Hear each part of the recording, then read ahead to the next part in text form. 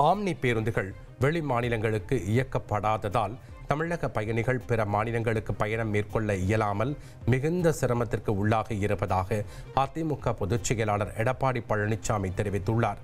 எனவே திமுக அரசின் போக்குவரத்து துறை உடனடியாக ஆம்னி பேருந்து உரிமையாளர் சங்க நிர்வாகிகளை அழைத்து பேசி சுமூக தீர்வு ஏற்படுத்தி தமிழக மக்கள் தங்களது பயணத்தை மேற்கொள்ள வழிவகை காண வேண்டும் என்றும் வலியுறுத்தியுள்ளார்.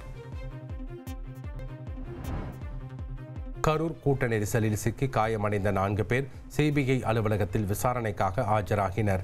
கரூர் மாவட்டம் வேலுச்சாமிபுரம் பகுதியில் தவேக தலைவர் விஜய் பரப்புரையின் போது கூட்ட நெரிசலில் சிக்கி 41 பேர் உயிரிழந்தனர்.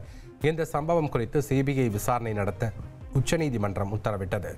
இந்த நிலையில் தவேக பரப்புரை கூட்ட நெரிசலில் சிக்கி காயமடைந்தவர்களிடம் சிபிஐ அதிகாரிகள் விசாரணை நடத்தி வருகின்றனர். கடந்த 2 நாட்களில் 11 நபர்களிடம் விசாரணை மேற்கொண்ட நிலையில் 3வது நாளாக கூட்ட நெரிசலில் காயமடைந்த 4 பேர் விசாரணைக்காக ஆஜராகியுள்ளனர்.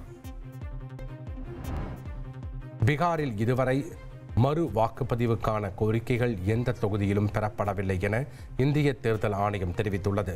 மேலும் பீகார் மாநிலத்திற்கான இறுதி வாக்காளர் பட்டியலில் மொத்தம் 7,45,26,858 வாக்காளர்கள் பதிவு செய்யப்பட்டுள்ளதாகவும் வாக்காளர் பட்டியல் சிறப்பு தீவிர திருத்தம் நடைபெற்ற போதும் எந்த முறையீடுகளும் அல்லது புகார்களும் வரவில்லை என்றும் இந்திய தேர்தல் ஆணையம் தெரிவித்துள்ளது.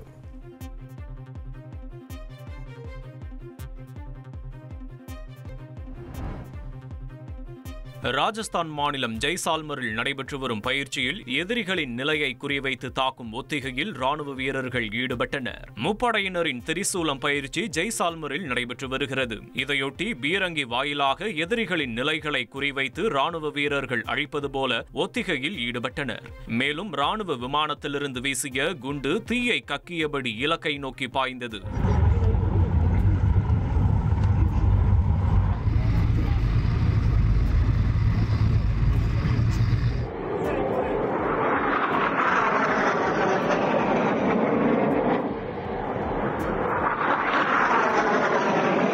பயிற்சியின் ஒரு பகுதியாக ராணுவ ஹெலிகாப்டர் தாழ்வாக பறந்ததுடன் அதிலிருந்து கயிறு கட்டி கரடுமுரடான மலைப்பகுதியில் ராணுவ வீரர்கள் இறங்கினர்.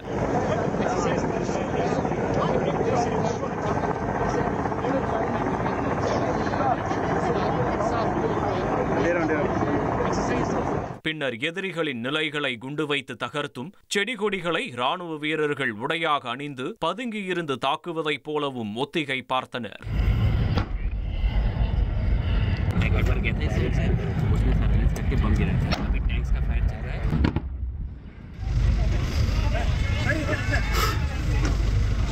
இந்த பயிற்சியை லெப்டினன்ட் ஜெனரல் தீரஜ் சேத் நேரில் பார்வையிட்டு ராணுவ வீரர்களை உற்சாகப்படுத்தினார். ஃப்ரெண்ட் ஆக்கிக்கோங்க. தந்தி டிவியின் சப்ஸ்கிரைபர்ஸ் அண்ட் ஃபாலோவர்ஸ் குடும்பத்துல நீங்களும் இணையுங்க.